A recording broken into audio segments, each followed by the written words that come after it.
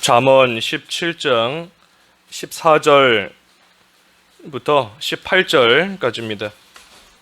잠언 17장 14절에서 18절까지 봉독하겠습니다. 다투는 시작은 뚝에서 물이 새는 것 같은즉 싸움이 일어나기 전에 시비를 그칠 것이니라. 악인을 의롭다 하고 의인을 악하다 하는 이 두 사람은 다 여호와께 미움을 받느니라. 미련한 자는 무지하거늘 손에 값을 가지고 지혜를 사려 함은 어찌민고. 친구는 사랑이 끊어지지 아니하고 형제는 위급한 때를 위하여 낳느니라. 지혜 없는 자는 남의 손을 잡고 그의 이웃 앞에서 보증이 되느니라. 18절까지 봉독했습니다. 제목은 참된 친구와 형제입니다. 참된 친구와 형제 제목입니다.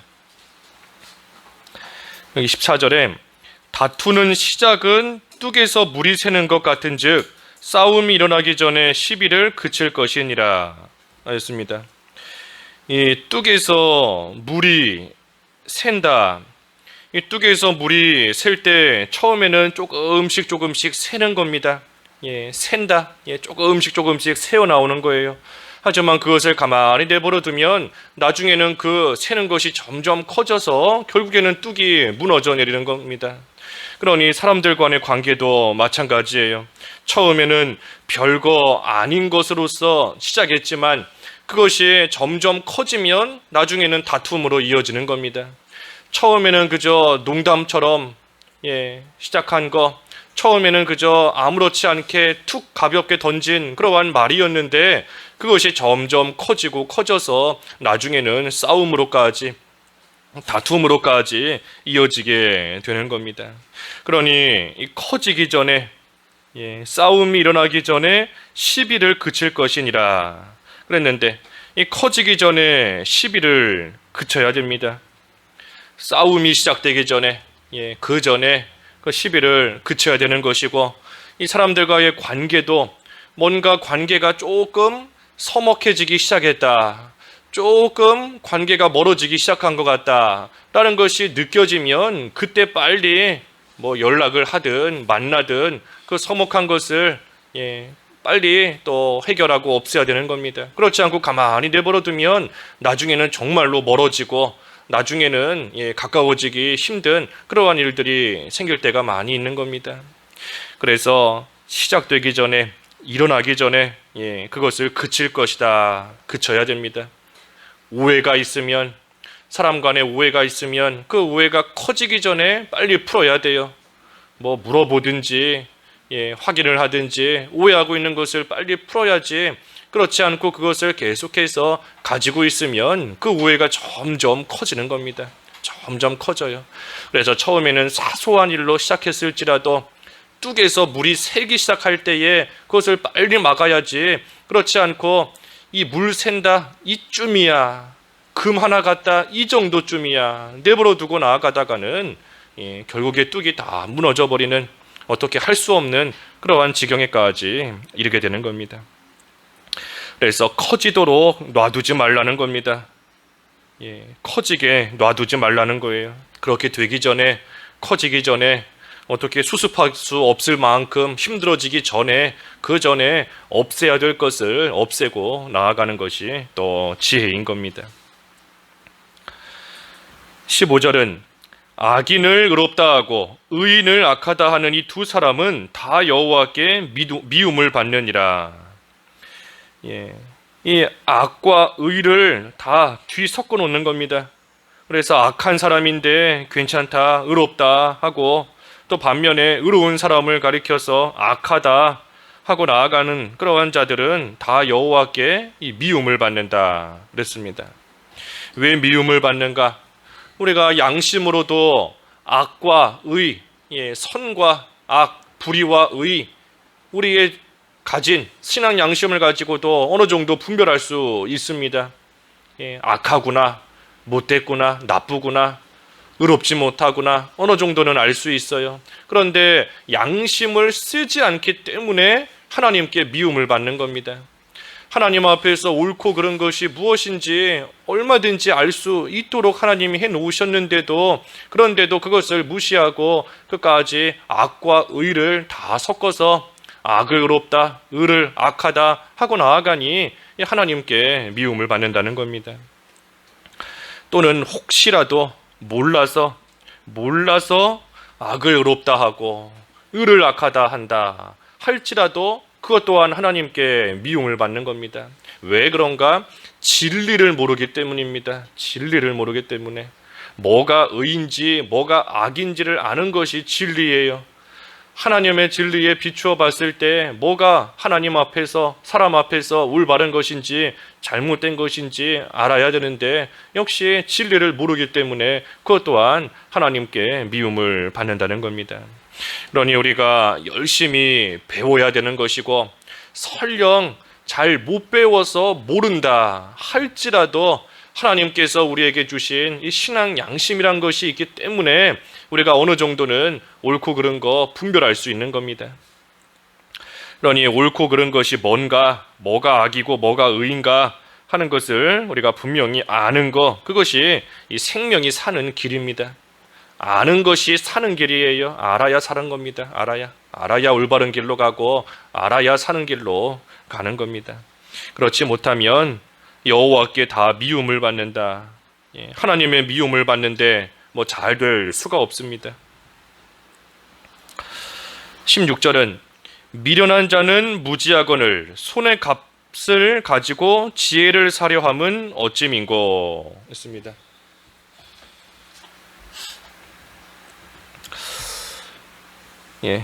미련한 자, 무지하다. 반대로 말하면 무지한 자가 미련한 겁니다. 미련한 자가 무지한 거고 무지한 자가 미련한 것인데, 뭐에 대해서 무지한가? 조금 전에 증거한 대로 악과 의에 대해서 무지한 겁니다. 뭐가 올바른 건지 뭐가 잘못된 건지 몰라요. 그러니 미련한 겁니다. 또 이 처음에는 작은 일로 시작하지만 그것을 놔두면 결국은 어찌할 수 없을 만큼 일이 커져버린다 하는 것을 모르는 자가 미련한 겁니다. 모르니 그것을 그냥 그대로 놔두다가 나중에는 뭐 어찌할 수 없는 그러한 가운데 빠져서 또 헤매는 겁니다. 모르기 때문에 미련한 거예요.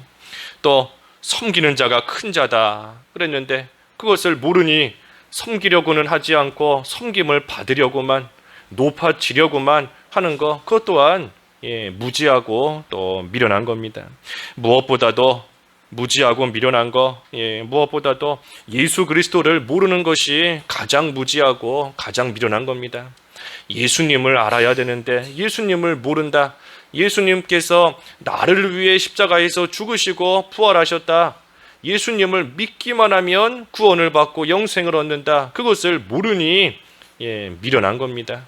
믿으면 되는데, 믿으면 구원받는데 몰라요. 그러니 미련한 겁니다. 미련하면서 손의 값을 가지고 지혜를 사려 한다. 돈으로 지혜를 사려 한다. 이것이 또한 미련하다는 겁니다. 돈으로 살 수 없는 것인데 돈으로 지혜를 사려고 하는 것, 그것이 미련하다. 우리가 구원받는 것도 돈으로서 살 수 있는 거 아니지 않습니까? 무슨 사람의 행위로 구원받을 수 있는 것이 결코 아닌 겁니다.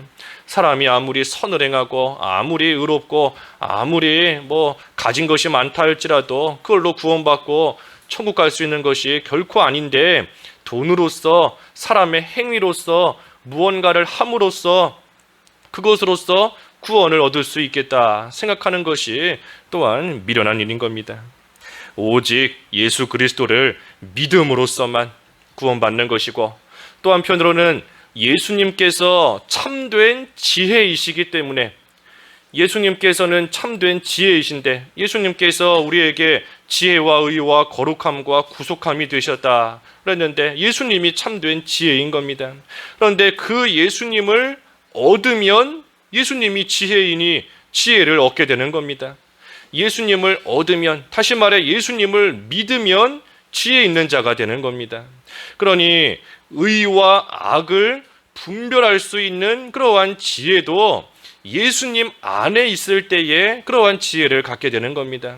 예수님 밖에 있는 사람은, 예수님 안 믿는 사람은 뭐가 의인지 악인지 몰라요. 다 뒤섞어 놓는 겁니다. 그러니 악한 것이 좋다고 따라가고 올바른 것이 싫다고 거부하고 나아가는 겁니다. 예수님 안에 있지 못하기 때문에 지혜가 없는 겁니다. 지혜가 없어요. 섬기는 자가 큰 자다 하는 것도 예수님 안에 있을 때에 그것을 알 수 있고 그대로 살아갈 수 있는 겁니다. 예수님께서 우리에게 섬김의 본을 보여주셨으니 예수님 안에 있는 자가 그 예수님을 본받고 나아가며 지혜로운 그러한 길로 가는 것이지, 예수님 밖에 있는 자, 섬기는 자가 큰 자다, 모르는 겁니다. 몰라요. 세상에서 어떻게 하든 큰 자가 되려고 아둥바둥 힘쓰고 애쓰고 나아가는 것 뿐이지, 천국이 있다는 것도 모르고 천국에서 큰 자가 된다는 것도 모르는 겁니다. 예수님 안에 있지 못하기 때문에 지혜가 없어서 그런 겁니다. 그래서 예수님께서 우리의 참된 지혜이신데, 그 지혜를 얻는 것은 오직 믿음으로써 지혜를 얻는 것이지, 무슨 값을 치르고 돈을 주고 행위를 함으로써 그 지혜를 얻고 예수님을 얻을 수 있는 것이 결코 아닌 겁니다. 17절은 친구는 사랑이 끊어지지 아니하고 형제는 위급한 때를 위하여 낳느니라. 친구는 사랑이 끊어지지 않는다 그랬습니다. 한결같이 사랑해주는 그러한 자가 이 참된 친구다 하는 겁니다. 한결같이 변함없이 끝까지 사랑해주는 그러한 친구. 잘 되고 형통할 때에는 주변에 함께하는 사람들이 많지만 어렵고 힘들 때에는 다 떠나갑니다. 시편 38편에 보면 가족도 외면했다 그랬는데, 내가 너무 힘들고 어려우니 가족까지도 나를 외면했습니다. 친척도 다 떠나고 친구도 떠나고 가족도 외면한다. 이 사람은 힘들고 어려울 때는 다 떠나가는 겁니다. 자기 살기 바쁜 거예요. 나 살기 바쁜 것이고 뭐 어쩔 수 없는 겁니다. 아무리 부모 자녀다 할지라도 극단적인 상황에 처하면 자기부터 생각하는 것이 이 타락한 인간의 모습인 겁니다. 하지만 참된 친구, 참된 친구는 늘 변함없이 사랑해주는 그러한 자, 내가 잘 될 때에도 함께 기뻐하고 내가 어려울 때에도 옆에서 한결같이 나와 함께하며 나를 사랑해주는 그러한 자가 참된 친구다. 그러니 이러한 친구가 있는 자가 참으로 복된 자인 겁니다. 변함없이 나를 사랑해주고 위해주는 그러한 친구가 있는 자가 복된 자예요. 이러한 친구가 누군가? 예수님이 우리의 친구이신 겁니다. 내 진정 사모하는 친구가 되시는 예수 그리스도, 예수님이 우리의 참된 친구이세요. 그러니 주변의 사람들 다 떠나고 가족조차 떠날지라도 예수님은 우리를 떠나지 않으시고 늘 함께 하시는 겁니다. 내가 세상 끝날까지 너와 함께 하겠다. 늘 우리와 동행해 주시고 늘 내 믿음이 떨어지지 않도록 나를 위해서 한결같이 기도해 주시고 위로해 주시고 격려해 주시고, 또 때로는 잘못할 때에도 역시 사랑하시기 때문에 내버려 두지 않고 책망하시고 훈계하시면서 다시금 올바른 길, 생명이 사는 길로 우리를 이끌어 주시는 참된 친구가 바로 예수 그리스도이신 겁니다. 예수님께서 우리의 참된 친구인 것이고, 또 한편으로 형제는 위급한 때를 위하여 낳느니라 그랬습니다. 위급한 때를 위하여 낳느니라. 이 어려울 때 도와주는 그러한 자가 참된 형제인 겁니다. 어려울 때 도와주는 자.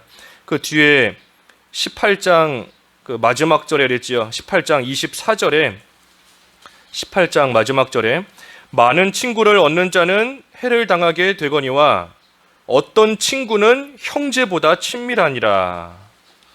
어떤 친구는 형제보다도 더 친밀하다 그랬습니다. 쭉 넘어가면 27장에도 그랬는데 27장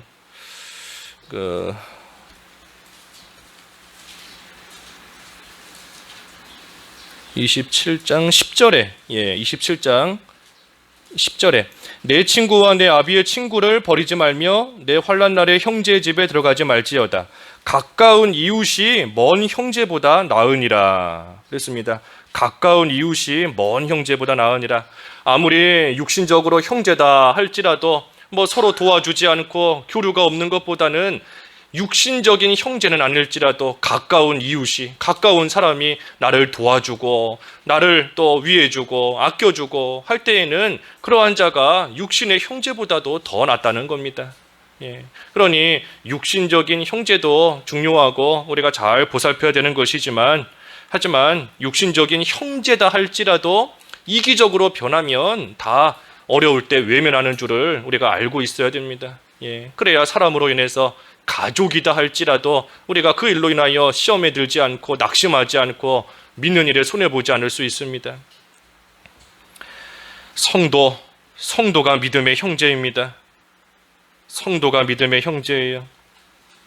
참된 친구이신 예수님을 본받아서 성도가 다른 사람에게 참된 친구가 되어줘야 되는 것이고 참된 형제가 되어줘야 되는 겁니다. 그러니 성도끼리 서로 힘을 합치고 서로 도와주고 아끼고 위로해주는 그러한 관계가 될 때에 그것이 또한 예수님을 본받고 나아가는 그러한 생활이 되는 겁니다. 그래서 예수님께서 우리의 참된 친구이신데 우리가 그 예수님을 본받고 예수님 안에 거하면서 모든 성도들이, 모든 믿는 자들이 함께 믿음의 형제로서 서로 아끼고 사랑하고 보살피는 그러한 관계가 되어나가는 것, 그것이 참으로 귀한 일인 겁니다. 귀한 일이에요. 마지막 18절은 지혜 없는 자는 남의 손을 잡고 그의 이웃 앞에서 보증이 되느니라. 지혜 없는 자가 남의 손을 잡는다. 그의 이웃 앞에서 보증이 된다. 그랬는데 이 18절 말씀, 이거는 그 바른 성경이 조금 더 번역이 잘 된 것 같아요. 우리 바른 성경에 보면은 지각 없는 사람은 담보를 제공해 준다 그랬습니다. 여기는 지혜 없는 자가 남의 손을 잡는다 그랬는데, 지각 없는 사람, 지혜 없는 사람이 이 담보를 제공해 준다는 겁니다. 담보를 제공해 주고 또 그 이웃 앞에서 보증을 선다.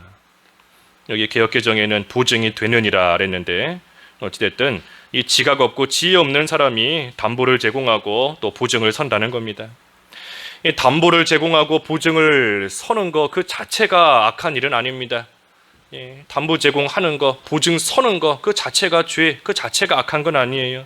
그게 그 자체가 악한 것이 아니라 이 물어줄 능력이 안 되는데도 담보를 제공해 주고 물어줄 능력이 안 되는데도 보증을 서는 것, 그것이 잘못된 겁니다.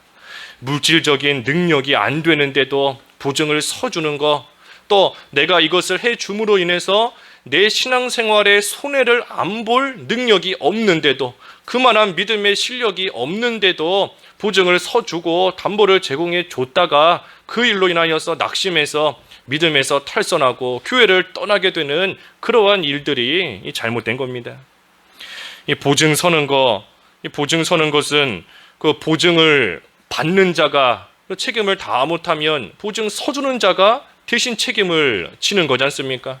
그게 보증의 제도인데, 그렇기 때문에 우리 잠언 앞에서도 몇 번 보았지만 이 보증 서는 것은 얽매이게 되고 사로잡히게 된다 그랬습니다. 내가 책임을 져줘야 되기 때문에 그 일에 얽매이게 되는 거예요. 그 일에 또한 사로잡힐 그러한 우려가 있는 겁니다. 그러니 잘못하게 되면 이 인간 관계가 다 틀어져 버리고, 아무리 뭐 가족이다 할지라도 보증 잘못 섰다가 가족 관계 다 틀어지고, 특별히 교회에서는 보증 잘못 서서 그걸로 인하여서 믿음에 탈선하고 교회에서 떠나고 신앙생활에 큰 손해를 보는, 피차간의 손해를 보는 그러한 일들이 또 있게 되는 겁니다. 그렇기 때문에 반대로 말하면 우리가 보증을 서줄 능력이 되고 또 물어줄 능력이 되고 그걸로 인하여서 시험에 들지 않고 믿음으로 끝까지 승리할, 이겨나갈 그러할 믿음의 실력이 있으면 보증을 서줄 수도 있는 겁니다. 서줄 수도 있어요. 그래도 목사님께 그렇게 배웠는데 서줄 수도 있는 겁니다. 하지만 그럴 능력이 없으면 안 서줘야 되는 겁니다. 내가 서줄 능력이 안 되는데 그저 정에 이끌려서 어쩔 수 없이 그저 이 사람 내가 신뢰하니까 믿으니까 그것만 생각하고 했다가는 믿는 생활에 큰 손해보고 인간관계에서도 큰 손해를 보는 그러한 일이 또 따라오기 마련인 겁니다. 그러니 내가 그러할 능력 없을 때에는 안 써줘야 그것이 서로 간에 또 유익이 되는 겁니다. 그래서 성도는 뭐가 됐든 이 물질 문제에 있어서 바로 해야 됩니다. 물질에 있어 바로 해야 돼요. 물질 때문에 시험 들고 믿는 생활 바로 하지 못하는 그러한 일 생기면 안 되기 때문입니다. 그래서 물질적으로 남을 도와줘야 되겠다 하는 생각이 들면 뭐 어떠한 이유로든 뭐 정에 이끌렸든 뭐 예전에 큰 도움을 받아서 나도 도와줘야 된다 하든 뭐가 됐든 물질적으로 도와줘야 되겠다 하면 아예 처음부터 안 받을 생각하고 거저 주겠다 하는 그러한 생각으로서 아예 돕는 것이 좋은 겁니다. 그 사도행전에도 주는 것이 받는 것보다 낫다 그랬지요. 주는 자가 받는 자보다 나은 겁니다. 아예 그냥 준다 생각하고 돌려받을 생각 안 하고 주는 것이 그것이 또 내 신앙에도 유익이 되는 겁니다. 거저 준다. 그러다가 그 사람이 돌려주면 좋은 것이고 안 돌려주더라도 나는 처음부터 준다는 생각으로 했으니 또 그걸로 인하여서 낙심하거나 시험 들지 않을 수 있는 겁니다. 그래서 뭐가 됐든 이 물질 문제에 있어서 우리가 바로 해야 됩니다. 그렇기 때문에 그럴 능력이 안 되고 그럴 믿음의 실력이 없으면 처음부터 끊을 것은 확실히 끊어야 돼요. 나는 그럴 만한 능력이 안 돼서 못한다, 안 한다. 처음부터 확실하게 끊고 나가야 됩니다.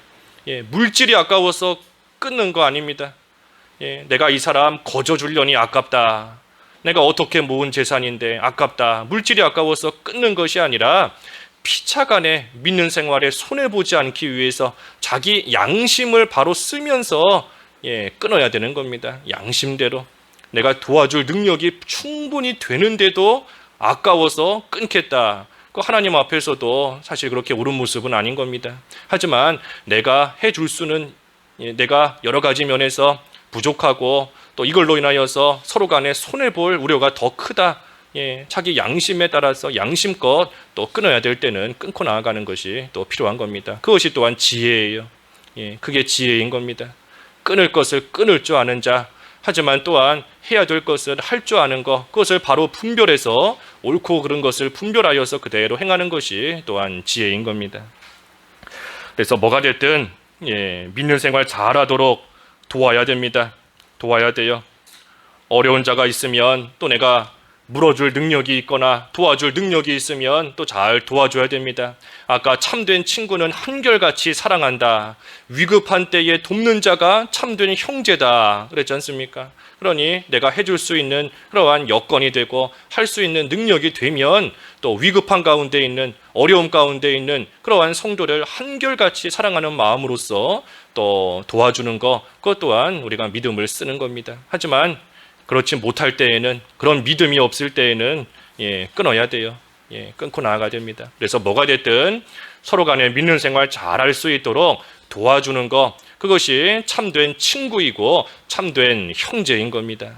그래서 무엇보다 우리의 참된 친구이신 예수 그리스도를 우리가 늘 생각하며 예수님을 본받아서 우리도 다른 특별히 성도들에게 또 친구이자 형제의 역할을 잘 감당하고 그래서 서로 간에 믿는 생활 잘할 수 있도록 또 한결같이 돕는 그러한 저희들이 다 되어야 되겠습니다. 기도하겠습니다.